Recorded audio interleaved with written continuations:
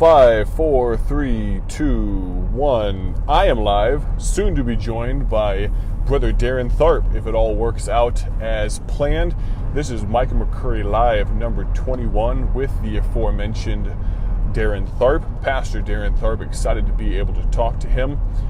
As soon as he jumps on here and I have the opportunity to invite him into the call, we will do so, and looking forward to the opportunity to talk to him. I appreciate him taking the time here on a Wednesday afternoon to talk to me. And so, as I mentioned, this is Micah McCurry Live, number 21, not in the usual studio space, I guess. I am currently driving, hands-free. Oh, there he is. Brother Tharp just jumped in. Let me see if I can go ahead and add you to this thing, Brother Tharp.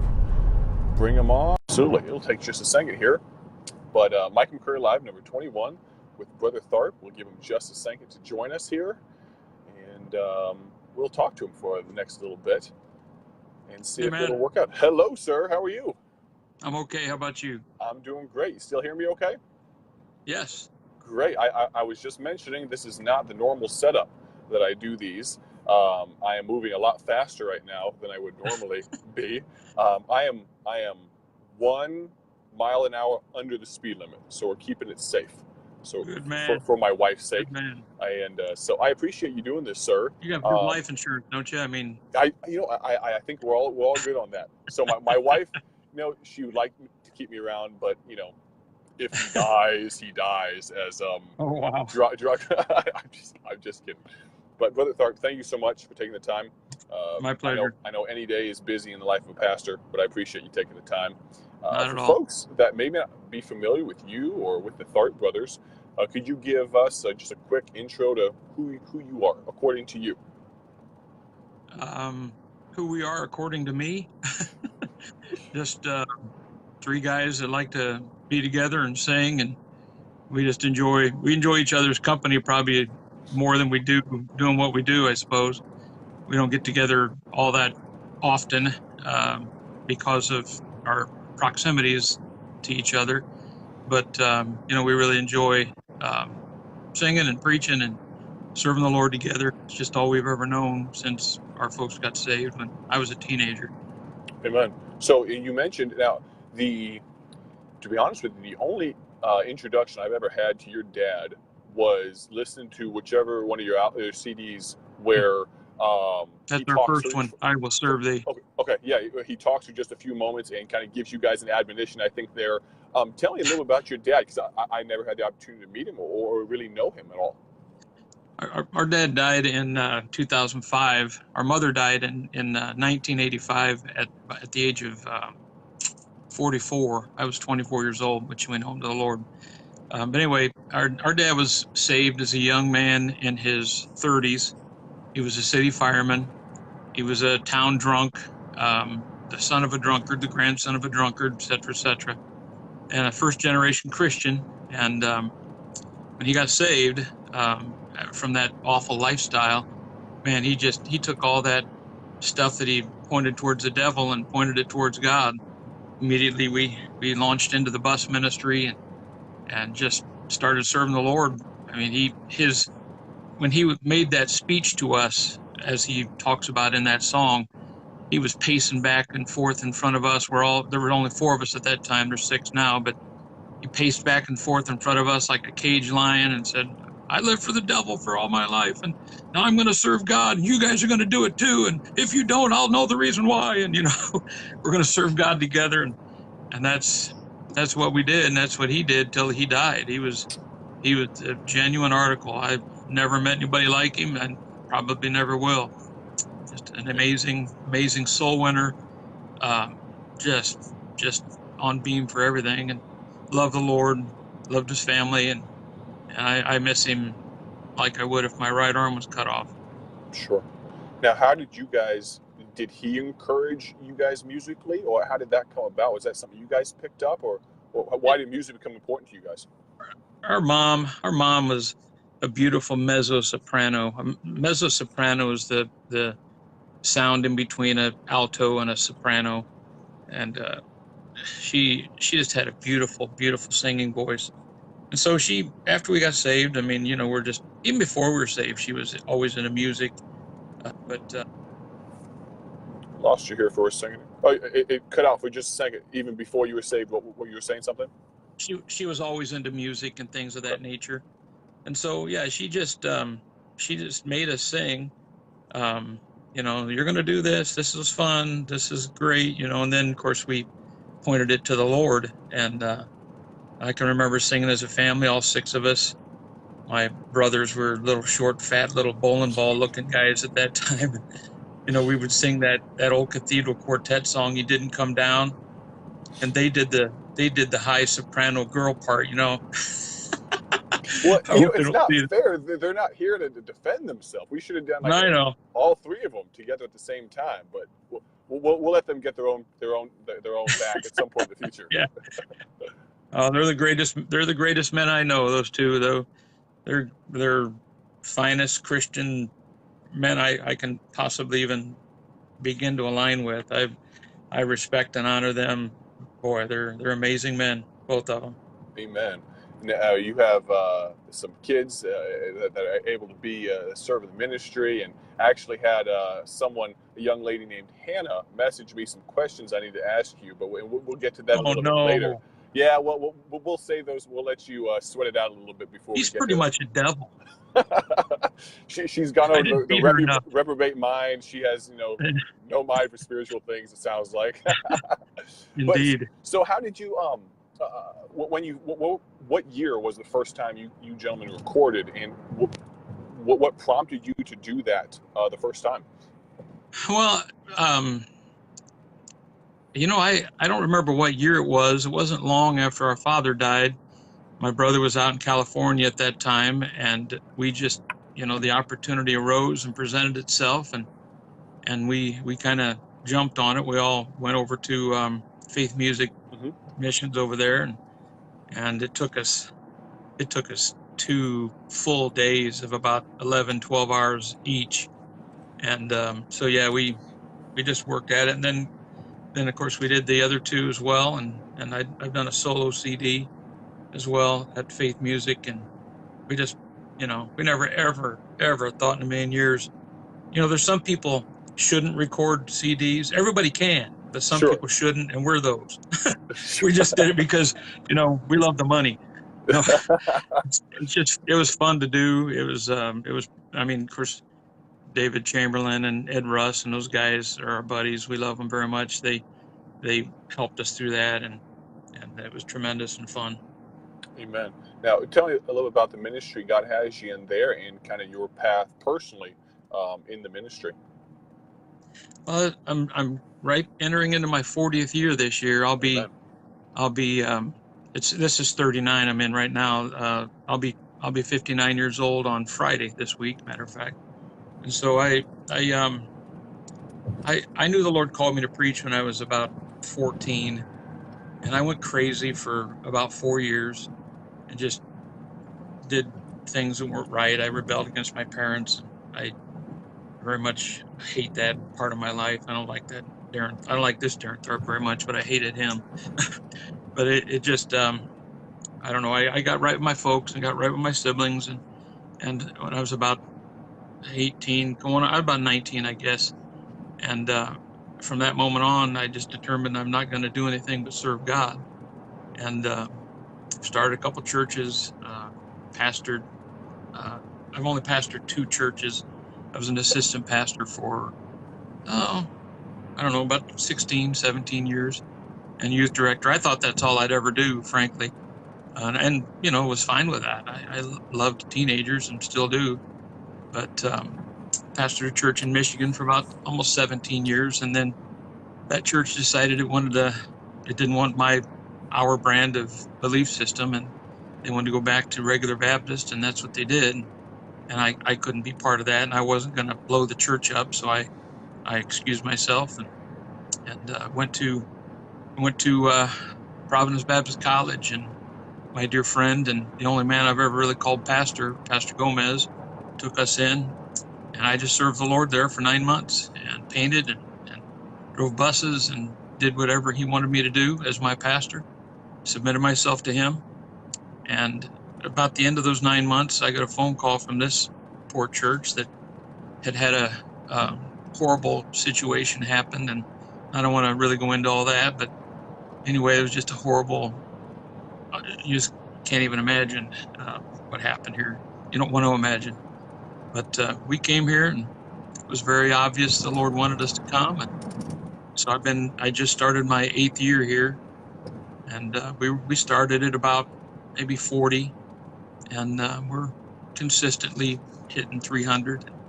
Running 7 buses, and Ryan Flogger is my first assistant. He's head of the bus ministry, and run 7 buses, I think I said, but yeah, they're just a tremendous group. And then Tim Beatles, both of those young men married my daughters, and so I brought them on staff here. Actually, I hired their daughters, and they just kind of get the paycheck, and so they do a wonderful job. Brother Tim is youth director and music man, and he's a masterful musician and great with the teens. And there's nobody on this earth a better bus man than Ryan Flogger, I'll tell you. He's just top drawer. And so my son, of course, he's our only son, Phil. He's a church planter in Ireland. They just celebrated their 2nd anniversary of their church plant there. And I have 14 grandkids. My wife and I have been married. This is our 39th year. And so I've got more blessings than any man in my position ought to have, quite honestly. Amen. Well, I appreciate the attitude that you approach ministry now, and I have arrived way. Just that you're still learning. You're still, though obviously Very God much. has given you a lot of experience. But I greatly appreciate that attitude. But you have the blessing of experience, and one of your expertise is one of the things that you would greatly enjoy, obviously, is music. And one of the reasons I wanted to talk to you, because I know that you do, and rightly so, have strong opinions about the direction of music and what right music and things. And so maybe just in a big picture type way, you kind of tell us, maybe not even your opinion, but biblically, what you believe about music and why. I know that's a really big subject, so if you want to break it down in any one segment of that, but if that kind of makes sense. Yeah, I think that the whole issue with music today is that it's moved from something that God intended to be holy and spiritual and worship and something that exalts Him to, frankly, things that exalt the flesh. I mean, I was steeped in rock music for that awful period of time in my life, and that stuff still bangs around in my head, and I can go into a grocery store and hear it, and it creates a negative after image, and just the way it is. But my whole opinion on music can be pretty much summarized by this statement: if it gets to your flesh before it gets to your spirit, then it's probably not good music. There's nothing wrong with music that has spirit to it, and has all music has beat and tempo and meter and that kind of thing. But if it's something that pleases my flesh before it ministers to my spirit and exalts the Lord, then I don't think it has any place in our Christian circles. And I went to rock concerts. I was in that stuff for some time, and if I walked into a church that still had that stuff when I was just getting right with God, man, I'd have walked right back out, because it has its own spirit, and it's not of God by any stretch of the imagination. The phrase contemporary music, I mean, obviously we compartmentalize all of that and say that any music that's nowadays is bad music, and that's not necessarily so. Again, I think it all goes to the point of is it spiritual music? Is it exalting to the Lord before it ministers to our flesh? And I mean, even some of the music. Sorry, I don't know. Stuff keeps coming in here.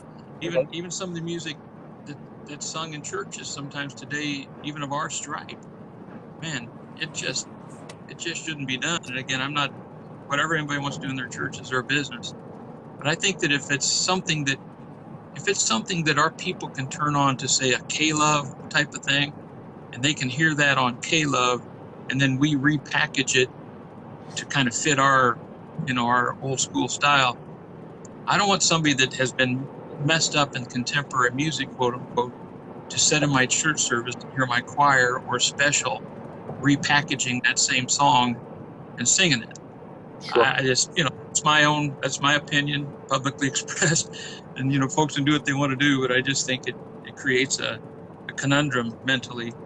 Sure. I think we need to be careful. Absolutely. And I can guess it's a leading question. I think I know the answer, but in your experience, because and you have experience that I don't have a lot of young men that are making these big decisions for churches that they don't have the experience. They haven't seen the generations before us make many times very similar mistakes. Have you seen music be a precursor for a lot of other bad decisions as far as standards, Bible versions, things like that? How I think often? it always starts with music, Micah. Okay, I think it always starts with music every time. I mean, once you let that kind of thing slither in there a little bit, man, I think it opens the door to a slippery slope, and with it's really a major standard issue, and it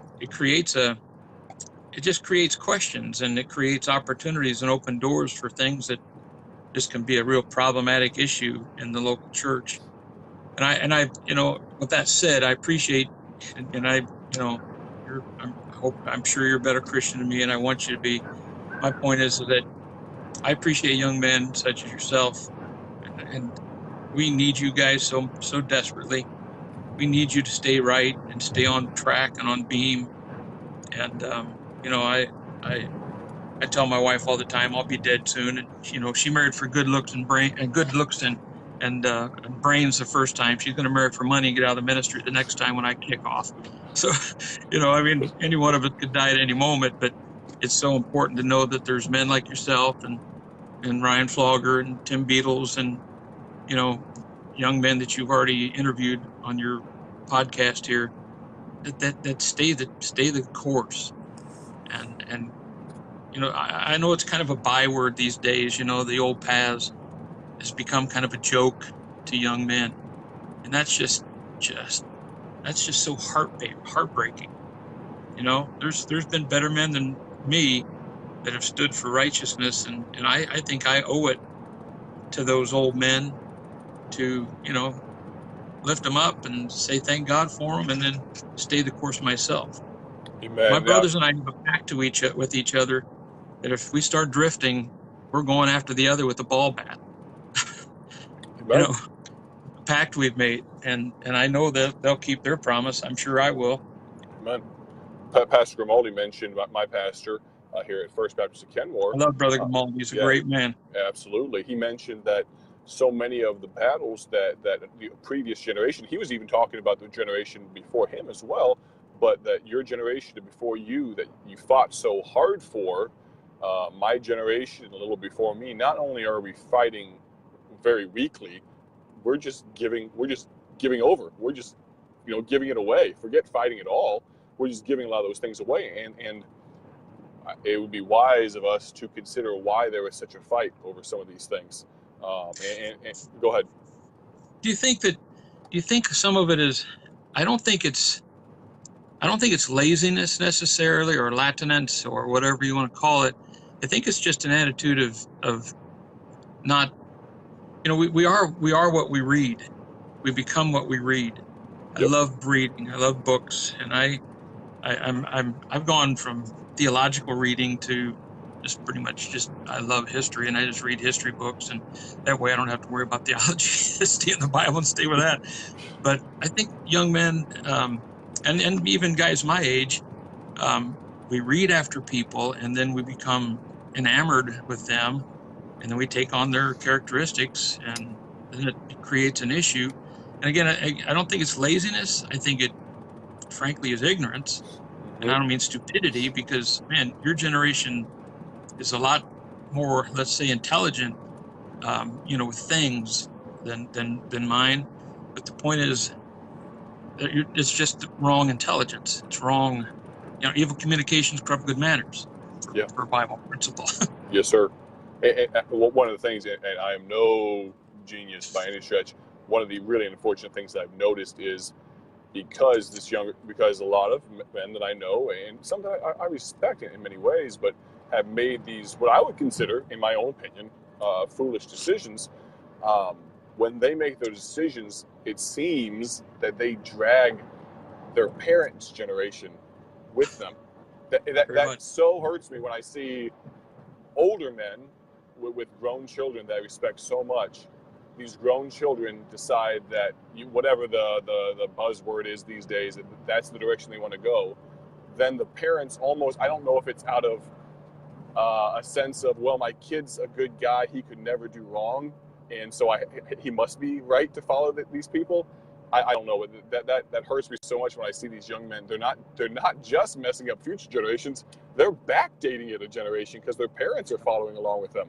And so I've never quite understood that. But you're exactly right. I think, and these old sayings, these cliches, but the only difference between you and you 5 years from now, the people you meet and the books you read. And so on that note, what are some good books? And you mentioned staying away from the theological ones sometimes. But what are some that maybe you've read by some maybe even some current names like a brother, Dennis Coral, or some of those guys that you would recommend some of these younger guys maybe get a hold of? Yeah, I love Brother Coral. I love his writing. I mean, probably one of the greatest preachers of our day, I think, anyway. I mean, I love him very much. I got his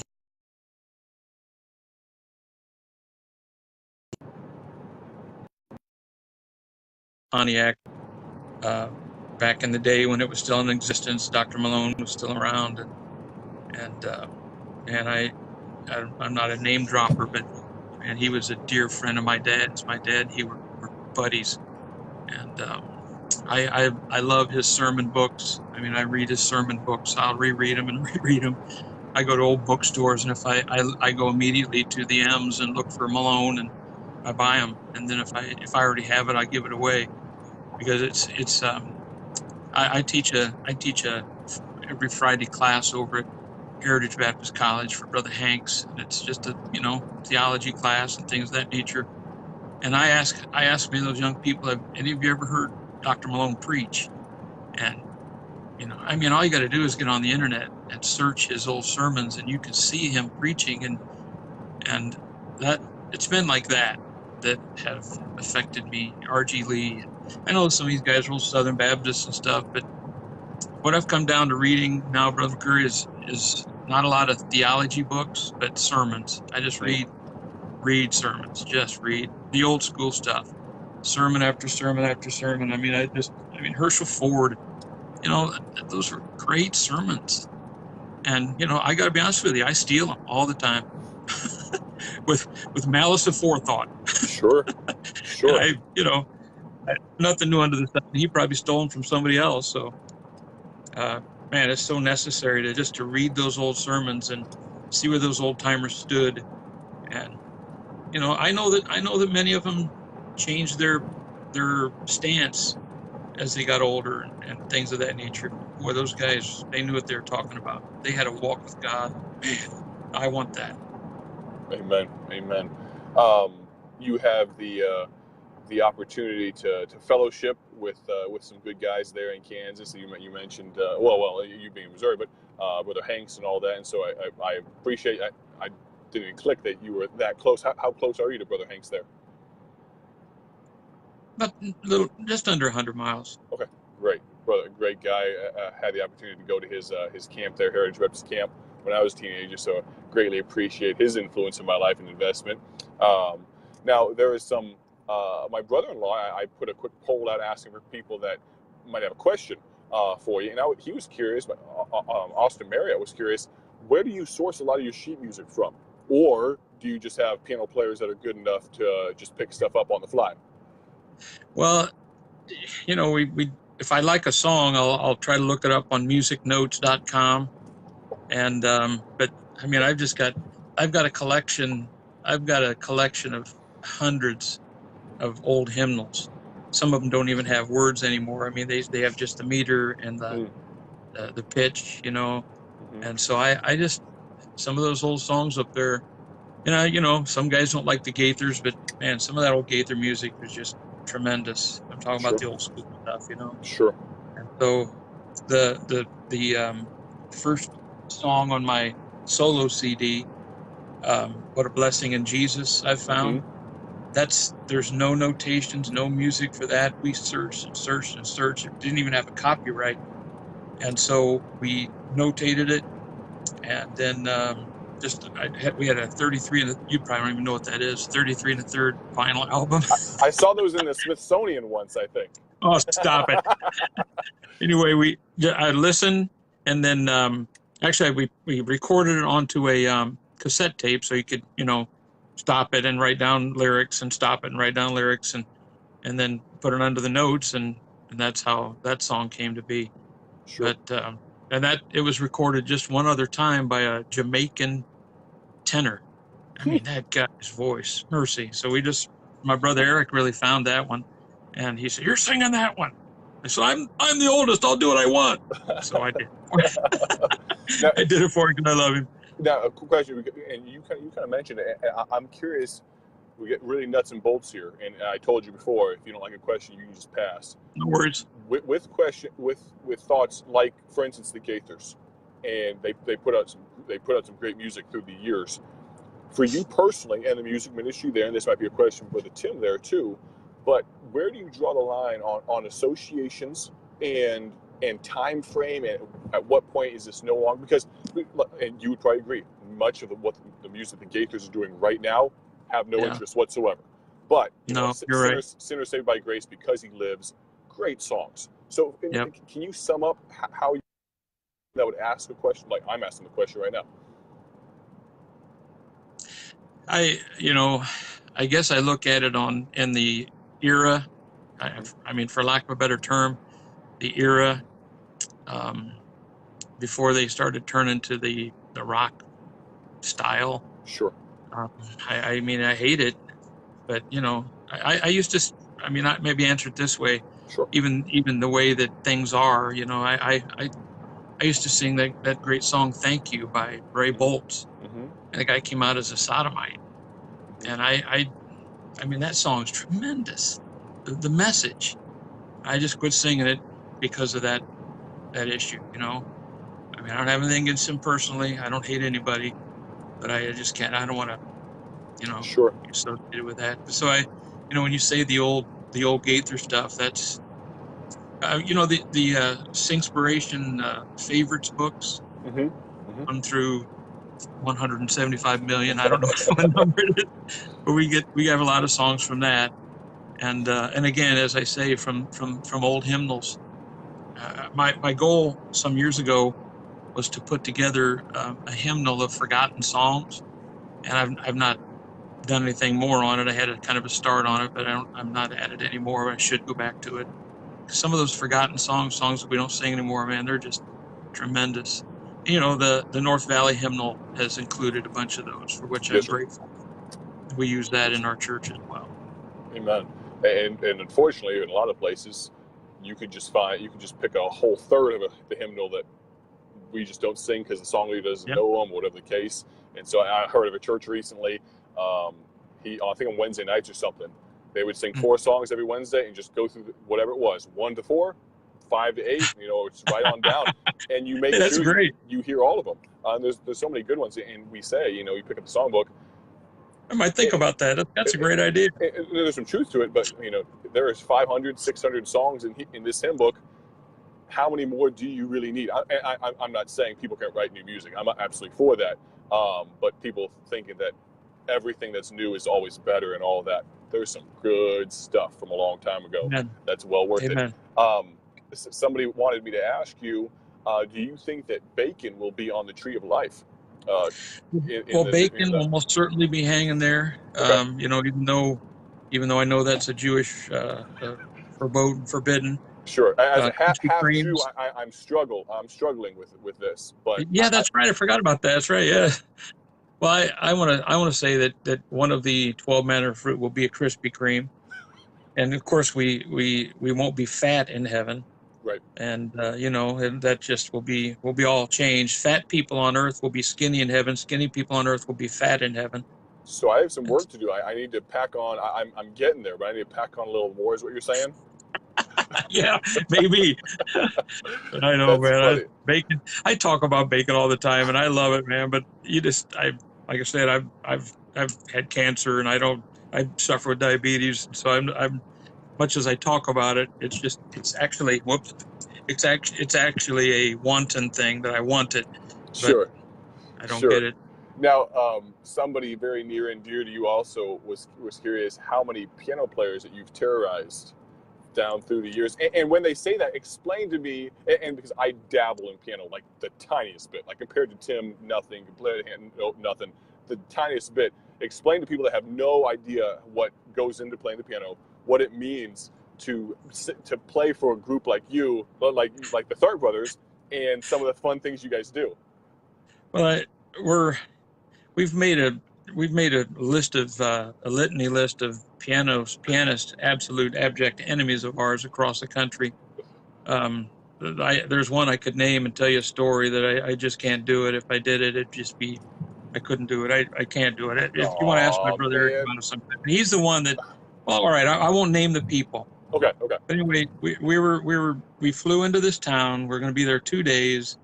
We're going to be singing. We send our CDs ahead so that, because we tell every pianist that plays for us, we have to do everything by rote. This is how we have to do it because we never get to practice. When we come in, we've got to sing. We've got to do it. We have to do it exactly the way that our CDs say it, Sure. because that's how we have it written down our music. So we go to this church and it was awful, man. I mean, I don't know if I should tell this or not. Anyway, this precious lady, pastor's wife, comes up and she's holding a baby. And the original pianist was sick. She's holding a baby. And my brother Eric says, "Oh, grandma got grandson." And the husband says, "That's my baby and that's my wife." And of course, my brother, just stood there like some kind of moron. My brother Russ and I just decided we're going to leave. We didn't leave, but anyway, we're standing there, and that lady submarined us the whole time we were there, man. Wow. She'd no key change when we're supposed to key change. I mean, we had it coming. My brother Eric saw to it, that dirty dog. Well, But he's about the nicest guy. Blow in and what's that? He's about the nicest guy, at least on the outside looking in. So the fact that he's a terrorist when it comes to the way the music's supposed to be done. A terrorist. I don't ever say anything. I love everybody. And I love my brothers. If anybody else said this about him, I'd smack him. But he hears it in his head. See, okay. My brother Russ he can't hear harmony. He just can't hear it. It's just an issue. So Eric and I do all the harmony parts. Russ is the lead. And so it's just, when we're trying to do something, it turns into this awful war of the wills. I want to do it this way, and we're going to do it this way. And next thing you know, we're cussing and smacking each other. And then the poor pianist gets in the way, gets hit in the head with a hymnal, and God only knows what's going to take place. So yeah, we always leave, and we always try to buy the pianist with permission of their husband or other father, whatever, either give them some money or buy them some flowers. There you go. Now, have you ever done a public poll to figure out who the best looking of the three is for just America at large to vote on this? No public poll, but it'd probably be Eric. But I've got the best hair, and Russ he didn't have any hair hardly anymore. He's smoothing off a spot for another face up there. And but yeah, Eric's the nicest. He's the best looking. He's the smartest, and all that kind of stuff. And me and Russ just kind of he's the we call him the social butterfly of the group. So very nice. I wish he could hear this. He didn't even know how to turn on Facebook. So you're the most technologically savvy of the group. Oh no, Russ is okay. Russ is probably the smartest of the three of us. I think probably he's pretty much a genius. But yeah, he's very technological and all that stuff. Amen. I'm not. Now, you mentioned the influence Brother Malone had on you. Take a turn back maybe for the spiritual for a moment here. But 40 years almost of ministry and looking up to some of these great men of God. For a young man, either my age or even younger, that maybe isn't even in ministry in Bible college, something like that, what advice would you give them as they look forward to maybe God called them to preach, whatever the case may be? What advice would you give them as they prepare for the ministry? Find a mentor, somebody that they can talk to and solicit advice and information, encouragement from. Don't put them on a pedestal because they have feet of clay like everybody does. Remember, they're just men. They're men of God, obviously, but you're a man of God. Anybody that loves and walks with the Lord, I tell my deacons, they're men of God. And church members that serve the Lord every week, they're men of God. So my point is find somebody that's been at it a while and pick their brain and talk to them. And for the most part, the older guys want to be engaged. I do. I want to be engaged. I go over there to Brother Hanks's because I've got 3 students over there, but also I really love those kids. I want to see them be something for the Lord, and jealously, I want to have a part of that. Yes, sir. Yes, sir. Now, I have one more question. I wasn't going to ask, but your daughter Hannah asked me to ask you. She's so awful. Yeah. So how do you get your hair to do what it does? Is what she wanted me to ask. Well, I mean, I didn't see anything. I just wanted to ask, maybe more to get her in trouble, I guess, than anything else. But no, I mean, she knows. I mean, she lived with us till she was. Well, I think she was really old when she got married because she just guys were I think afraid of her really, and really because she's partially maybe demon possessed. I don't know, but I hope she's listening, and I hope she's listening to this very much so.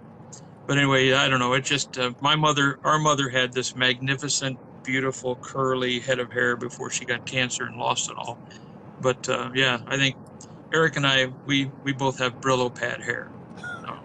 I walk into a barber shop or a hair place or whatever and say, "Anybody cut Brillo pad in here? If you do, hook me up." So when I comb it one time a day, it stays. There you go. So well, first of all, I really appreciate you taking the time. I've had a lot of fun. I think people watching have had a lot of fun. But any last words, anything, just open forum, anything you need to get off your chest or anything you need to say to maybe your daughter, maybe anyone else, or just in general to the world at large? I hope Hannah will walk the aisle tonight, maybe get born again. I don't know. No, I'm very grateful to get to be around people like you, and I mean that no joking. I appreciate your ministry heart and you wanting to do what you do, brother. I watched you at football camp a couple years ago and was amazed at the job you do, and I am beyond blessed to get to be a part of the work of the Lord and be a part of this great company of people that serve Him.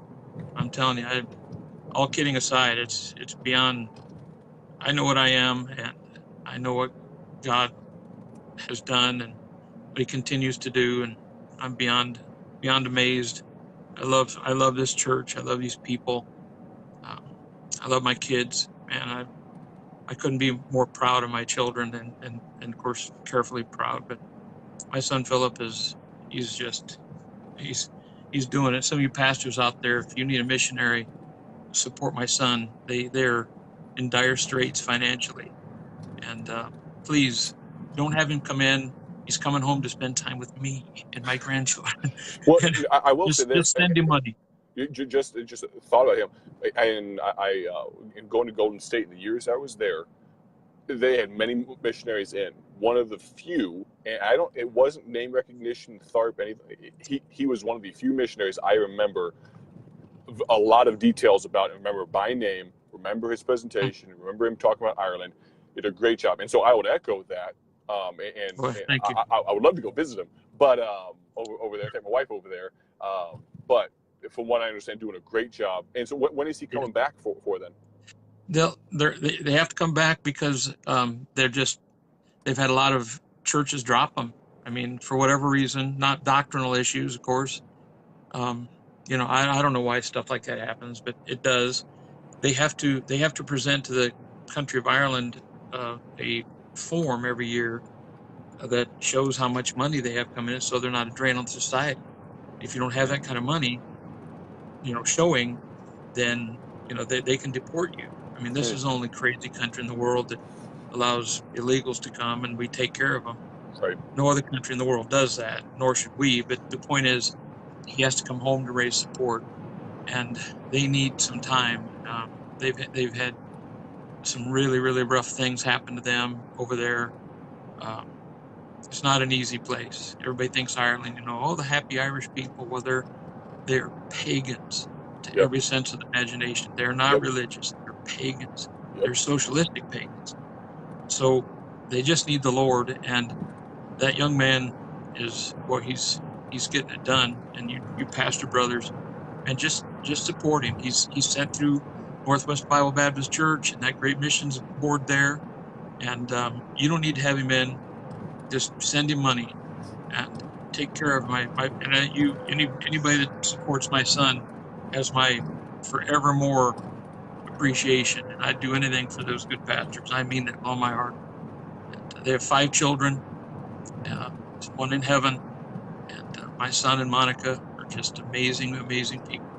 Amen. What I'm going to do is, what is maybe the web address that people can find out more information about the ministry? Do you know the website offhand? If not, I'll look it up, and what I'm going to do is I'm going to add it. I'm going to tag it under the heading on this, just so if people want to look up their website. Okay, I thought maybe I mean that's all on my phone here. No, it's not a problem. I'll search it up, Google it real quick, and I'll add it here in the next 5-10 minutes, and so people can find it there. Their church is New Life Baptist Church, Drogheda, County Louth, Ireland. Now, if Drogheda is Drogheada, County Louth, Ireland. But if you look up New Life Baptist Church, Ireland, you'll probably run into that. Perfect. And they have a Facebook page, and Phil.monicatharp@gmail.com is their email. And if somebody wants to get in touch with me, by all means, and call me. Write me, I don't care. Just anything to help my kids. Amen. And I work part-time still. I don't have to work part-time. This church takes wonderful care of me. But I do a part-time job a couple of days a week. Honestly, and I'm not trying to be noble, but just like your parents still love and take care of you as much as they can, I do the same for them. And my wife and I both work part-time jobs so we can send extra money over there out of our budget. Money that's not budgeted, it's just extra. Right. Amen. Well, I appreciate your heart for the Lord, your heart for your kids, and the fact your kids are doing good things. Anything at all I can do for you, please let us know. But we'll try to get the word out there about Brother Phil. And I greatly appreciate your time and giving us a little bit of investing in me personally. I've said before, but if the viewer count was at 0, I was helped. I was helped by the last 45 minutes or so. So I appreciate it, Brother Tharp. If any of you that are listening, this podcast will be up on YouTube shortly. If you'd like to, well, not today, probably tomorrow, it'll be posted up, and have some good guys coming on very soon. Brother Mike Moyer, media guy out of North Valley Baptist Church, and a missionary out of our church, Mike Wallace, and some other good men coming up here. Yeah, great guy. Great man. You know Brother Wallace? I've known Brother Wallace since, at the very beginning. I supported him in my church in Michigan. Really? He's one of the best, and it's funny because he's out of our church, First Baptist Kenmore. He's such a hillbilly. He's one of the best missionaries I know. And he's a great guy. So I'm excited about that. And I realized that a friend of mine told me he did not realize that the podcast it's on Apple Podcasts. It's on Spotify. You can listen to an audio version. And so I realized that a good friend of mine didn't know that. Most of you probably don't know that either. So just letting you know that. Appreciate it. This has been Micah McCurry at Live, number 21, with Brother Darren Tharp. Thank you so much, sir. We'll talk to you very soon. Take care, buddy. God bless.